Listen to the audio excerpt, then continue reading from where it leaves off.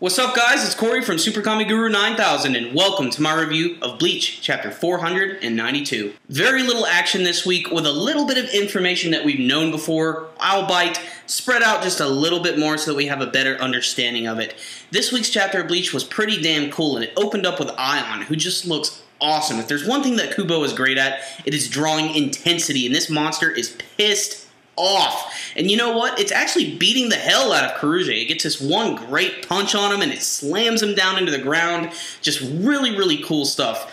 And the big part of the chapter, however, we get to go back to Soul Society, and we get to see those two younger Shinigami, and we get to see that they're interacting with one of the 6 Seat characters, this brand new guy who we've never even seen before. This new character that we're introduced to is the 13th Division 6 Seat Kajo Maru, and I've never seen this guy before. He's definitely got a lot of Aizen look to him. But he's definitely there to inform us a little bit about the Quincy's and the Shinigami and why they've had so much bad blood between each other. And if there's one thing that's interesting here, we get to learn that the Shinigami were originally called balancers, and of course that goes with the fact that their whole point of their occupation is to keep balances between the human world and Soul Society so that there's an equal number of souls. And of course we've known before that Shinigami purify souls, whereas Quincy's actually outright destroy the hollows. Thus, the soul is gone, creating an imbalance, and this has, of course, been the cause of most of their conflicts and their wars. And he brings up a really interesting notion, which I think is pretty cool, in that it's called a war if both sides have a just cause to fight. So I'm really interested to see what it is the Quincy's are really fighting for.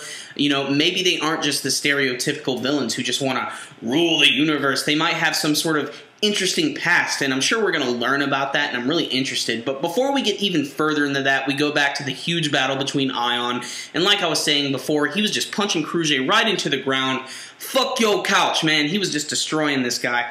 But, you know, things aren't looking all that great at first. That is because, you know, the Chimera Parka are sort of gloating a little bit. That is, of course, until they get impaled right by Karuge himself. And he's like, did you really think you were going to beat me? Come on. And the chapter ends with him doing this really super badass evil pose, and I'm sure he's about to release some super awesome technique.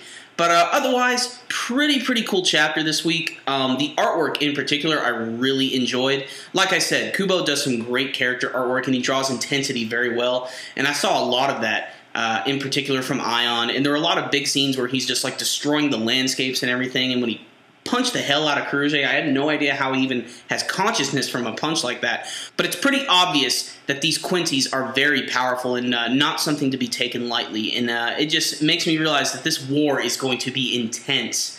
Now, a brand new character was introduced this week, Hidetomu Kajumaru, and I've never seen this guy before. I'm interested to see if he'll have a bigger role in this arc, you know, because usually when they introduce a new Shinigami character, it's pretty important.